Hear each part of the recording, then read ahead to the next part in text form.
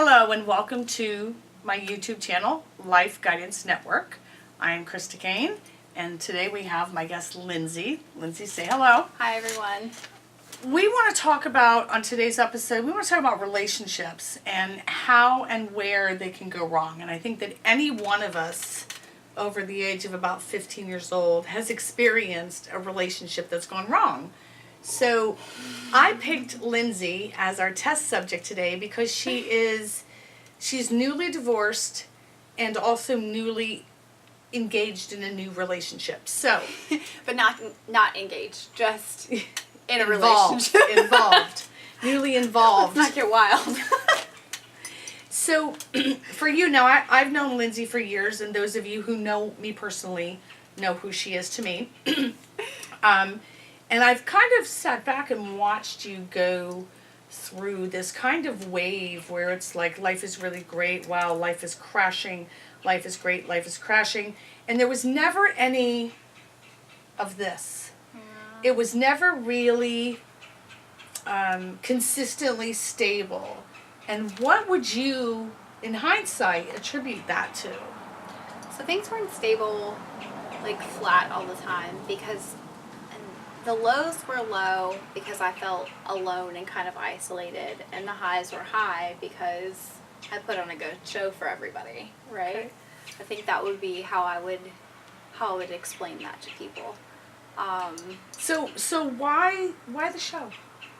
I always felt like, I got married really young. And like really young, I mean like 19. And I had my first kiddo. I had just turned maybe 21, maybe 22. Okay. And so everyone told me, don't get married so young. You'll regret it. This isn't good for you. And I'm inherently extremely stubborn. I don't like to be told what to do. And rebellious. And rebellious. Yeah, I don't like to be told what to do. And so the show was about, not admitting that maybe I didn't make the best choices so young, that maybe I could have waited, but there were all this pressure to be like perfect, and so to be perfect you put on a show, because here's something that nobody knows. Ready? Nobody's perfect. But you met up with some old familial wounds in this whole process. So for you, I recall that you kind of felt like you had to put on a show for the family, for the parents, to be who they expected you to be.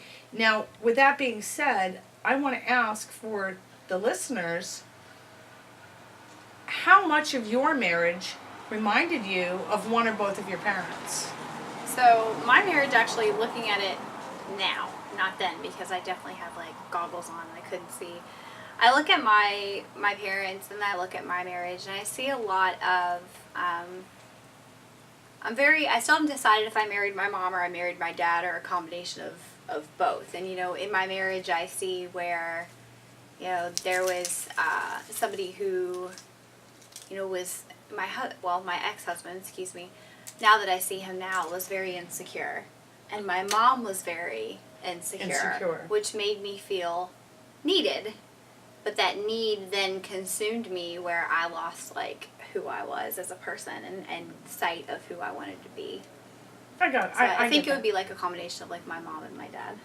Now, what's fascinating is that you are probably one of the most secure people I've ever known on the outside. It's a show. But I do know that in your marriage, you were a completely different person. And what I experienced knowing you as your friend and as your partner is that your marriage seemed to bring a lot of your insecurities to the table that I don't think you knew were there. No, no, that's true. I didn't know they were there. Oh, jeez, Pete, for real? The joys of filming outside in real life. And the postman didn't even bring us lottery tickets or anything cool. So, as far as insecurities go, things in my marriage that brought up insecurities for me. Growing up, we grew up really not poor, by the way. We were not poor. But my parents, as I got older, were constantly bickering over money. You had the perception that you were poor. The perception was that we were poor. But as I grew up and look back at it now, I find out that my mom was a baller.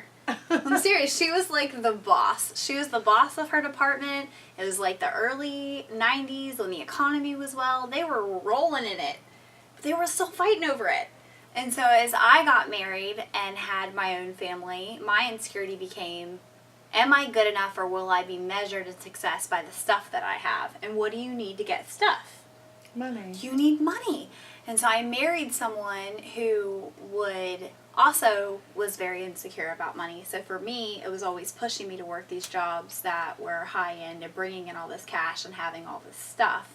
And the insecurity of not having enough money, the more and more and more I worked, I guess the way this ties in, and the more money I brought in, the more that was demanded of me, which made me step back and go, is anything I do ever going to be good enough? And this is where it links back to my parents. Go ahead, you look like you want to ask me a question. I'm going to woo, hello. Like I've got all these gonna bells link going this, yeah. ding, ding, ding, ding. So then- We are going to link this. We're going to link this back to my parents. So for my parents, as a child, all I wanted was like their love and acceptance. All I wanted was for them to just love me. For those of you who don't know, and that's where this ties in, I'm terrible at math. Terrible at math. She's the only computer genius I know who cannot count to 20 with both shoes on. It's adorable and endearing, and I love it. Terrible at math. And so because I was so bad at math, you would expect that my parents would take a step back. I did well in every other subject. I was very well behaved and go, you know what? Maybe she's just not good at it. Let's get her some help. But instead, I was belittled and punished, which took a hit on my self-esteem, which made me go, well, you're just not good enough. So in your marriage, did you become your mom or did you become your dad? Because I kind of feel like maybe you were your mother. I don't know. That's hard. Probably my mom. You know, if you look at my mom where she became the boss, I'm now the boss. Where she was the primary breadwinner. I've always been the primary breadwinner. I didn't know that, by the way. And that she was so insecure and afraid of living on her own as a single mom, so she stayed married. Where my parents and I have different in opinion is I woke up one day and said, I'm terrified, but I'm going to try this on my own. And what you found in that, what Yeah. you found in doing that, I just want to share this with the audience. Fine. What you found in doing that, because, you know, her dynamic, and we are all going to take our dynamic, meaning what we experience in childhood and adolescence, we're going to take that and we're going to put that in this little invisible suitcase that some might call baggage, and we're going to carry that around with us throughout life. And we're going to try some of these costumes on from time to time. And sometimes we're going to be our mom, and sometimes we're going to be our dad, and sometimes we're going to be a combination of the two. But this is all just trying to kind of figure out where you fit in and who you really are. So in your marriage, I recall that there was always this pressure on you, do more, be more, make more, earn more. Now, you relinquished control of your finances to your ex-husband the entire time, and again, just like in childhood, you believed that you were poor. And what she found in going out on her own was not only was she never poor, but that like her finances are better being a single income house. So I find this fascinating. It's almost like you had to deconstruct yourself level by level in order to reconstruct yourself. That's true.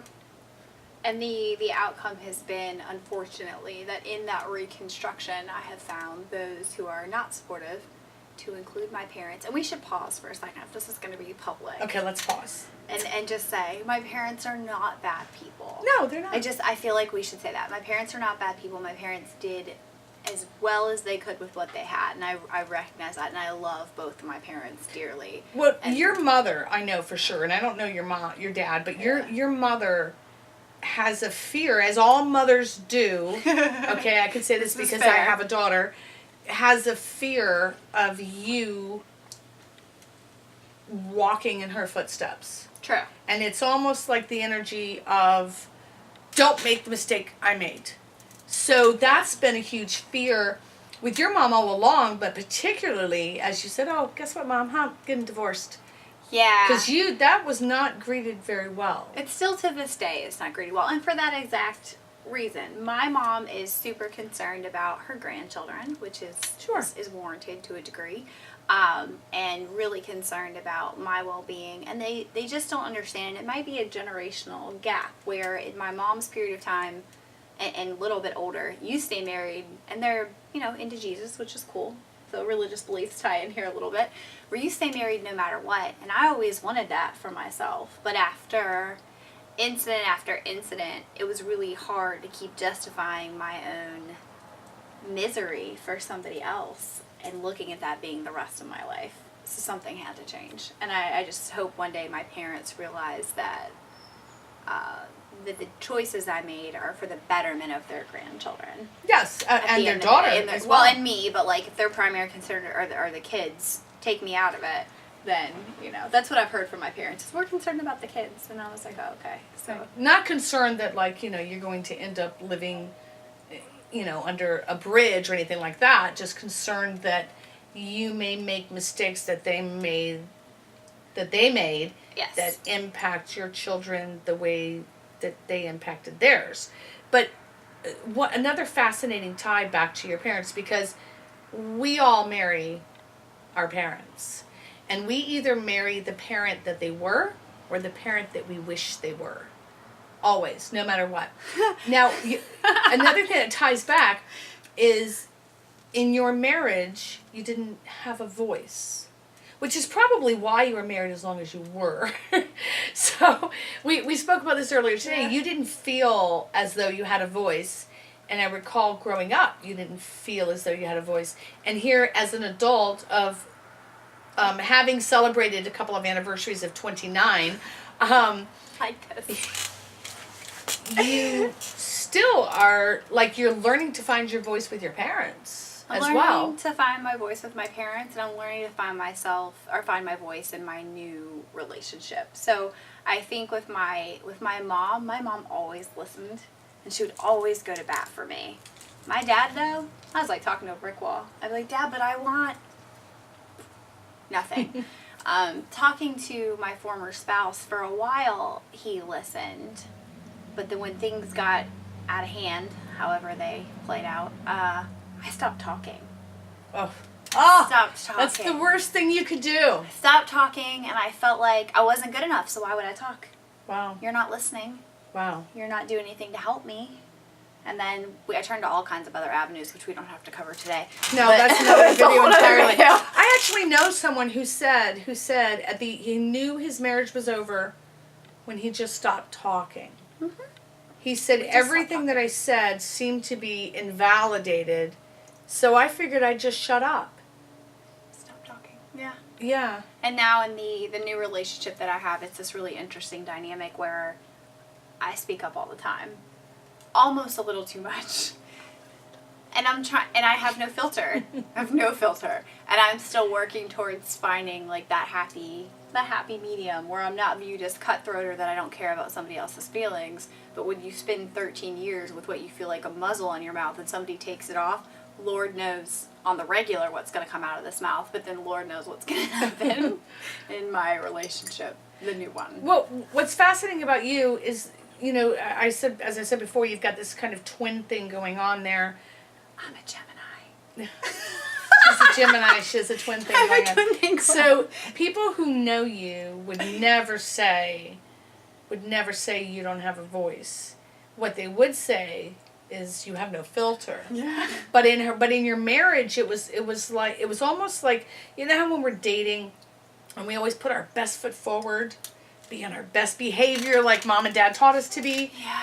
It's almost like you didn't come out of that ever. No, I always just wanted him to be happy, and I always wanted him to be and to like me, because in my parents' marriage, all they did was fight over the dumbest shit. Excuse my language. Sorry, crap. Stuff. Stop. And you can say it on Facebook or on YouTube, but like, I didn't want that for my relationship. I didn't want that constant battle. Do you know how much stress it puts on a kid to watch your parents? So you just shrunk. I just stopped. So you just shrunk back and said, Nope, it's fine. no fighting. He would hurt my feelings, and I'd be like, it's cool, I'm good. He would say something really mean, and he wouldn't intend for it to be me, but it would hurt my feelings, and I'd be like, okay, I'm fine. no big deal. I'm fine. I'm fine. I'm fine. I'm fine. And then one day I wasn't fine anymore, and here we are. So, conversations like this are going to be a lot of what's covered on this channel because this is the Life Guidance Network. And let's be honest, everything is about relationships, and we're constantly in relationships. We're in a relationship with you. We're in a relationship with you watching. We're in a relationship with the lady who brought our lunch this afternoon. So everything is about relationships, and if we can learn to navigate effectively, that's the thing, effectively in our relationships, it's a game changer for our whole lives. So this let's title this, finding your voice, because that's really what you did in a huge way. Yeah. Yeah. Now, fascinatingly enough, once you did, I recall you being, and I'm just going to end with this here, I recall you feeling super squashed and silenced in your marriage, and not particularly wanted. Not like, oh, I want you. It was, I need you. And now that you have used your voice in a powerful way, and you can infer whatever you like with that, now that you've used it in an empowering way, There you go. You find that he actually really wants you more. Yeah. It's fascinating because we all want what we think we can't have. In fact, let's cover that in our next segment, wanting what we think we can't have. So, thank you so much for tuning in to this edition of Life Guidance Network. I am Krista, signing off. I am Lindsay, the subject and the skillet. Also signing off.